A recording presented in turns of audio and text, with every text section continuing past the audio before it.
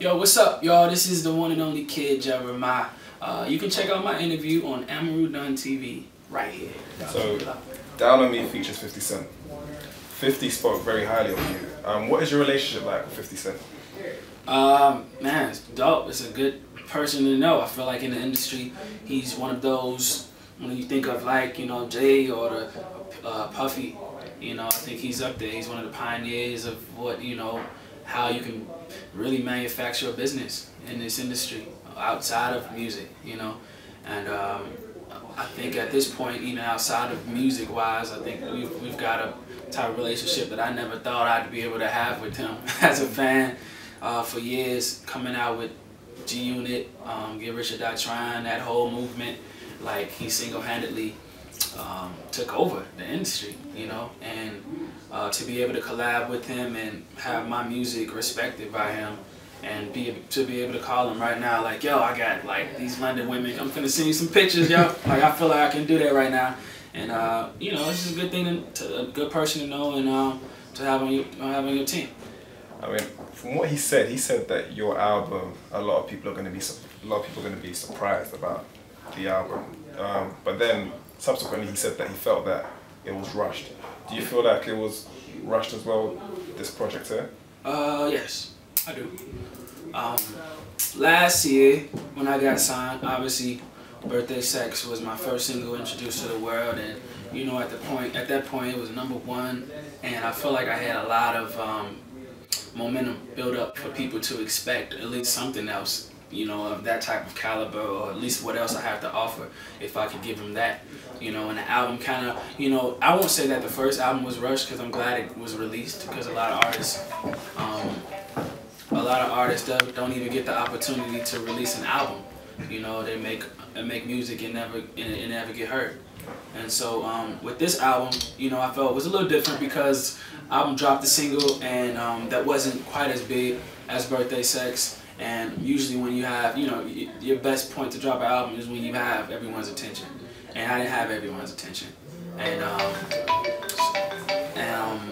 I don't know, I ain't got nothing to complain about right now, because things happen for, you know, for reasons, and God works in mysterious ways. And indeed right now, you know, Down on Me is to me probably my big hit off this album, like Birthday Sex was to me on my last album. And to be able to come out here and perform it and see people dance to it and know word for word is a good thing. I think a lot of artists can say that right now, though. I think just how the present state of music, the music industry is, that's probably why. But then again, I could say there's some other different underlining feelings that I could have towards, you know, why my album wasn't as successful.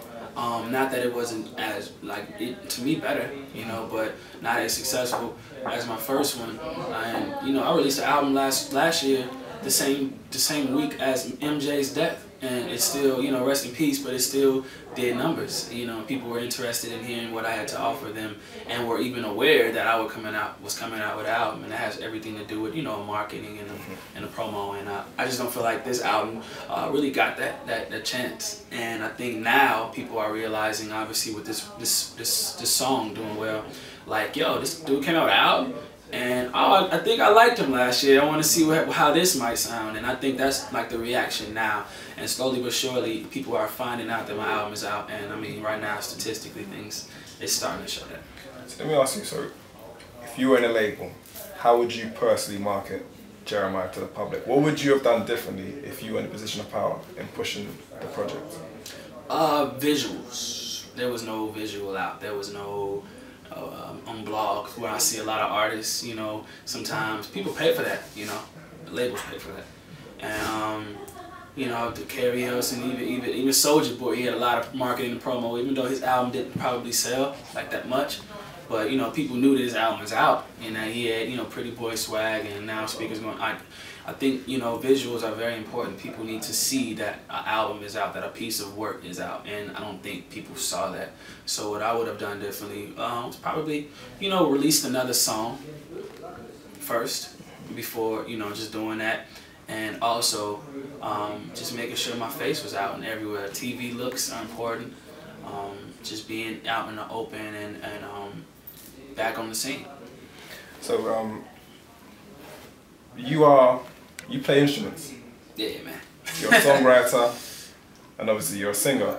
There's been comparisons to you and The Dream and R. Kelly, but do you feel that a lot of people actually recognize you for your instrumentation and also your songwriting abilities? Now, yes. I feel like as fans of R. Kelly, who's to me the king of R&B, pioneered this whole, you know, this whole bedroom R&B mode, and you know, and he's from Chicago, so that's my hometown, and I gotta give much respect to him. Actually, I play basketball. I play basketball with him all the time now. It's kind of weird, you know, that we linked up like that, you know. But definitely, I want to get him on my next album, and we spoke those things into some type of existence now for me to be able to call him even. And also Dream, you know, he's one of those dudes that have the ability to write and, you know, criticize always because of vocals and all that, but people don't get it. Like, we as artists, we spend time in there, and you know, if anybody could really use auto-tune and make a hit, then they do it. Why are you not doing it? I say that for people that like to criticize people's tone. But everybody's very unique. You know, Dream is unique, R. Kelly's unique. I feel like my voice is unique. We all bring what I feel we can bring to a table. And with my new album, All About You, like, even though I Like and Down on Me are my singles, there was records on there that I think showcase a lot more depth, meaning, storyline, not just about, you know, I have a niche to make bedroom songs, and I have no problem and spend no long time making them. And so, I don't know, man, you know, I have a couple joints on there that I love that I think my mother can ride to, like my grandmother, my grandpops, you know, it's joints on there that I feel like it's for everybody, All About You. In terms of your album and your single, why should people go out and support? Oh, well, you know, to me, it's from beginning to end, you know, solid album. I know a lot of artists, R&B. I'm R&B because I'm a male and I'm black, and that's what we are. You know, so I feel like I make R&B music, but there's a lot of different type of music on that album that I think people would appreciate, you know, to listen to, whether it's on a long ride home, or, you know, if you're by yourself and feeling down, there's records on there to make you feel good, to make you dance, to make you make a baby to, you know, to do all types of different things. And I think the you on this album is to all my fans. So if you're a fan of mine, or you at least want to give me at least one chance, I'd say get All About You. Down on Me is right now the single, 50 Cent. Shout out to everybody, Def Jam, G Unit. Luda also was the only other artist featured on the album. I still wanted people to get an opportunity to see and get to know me.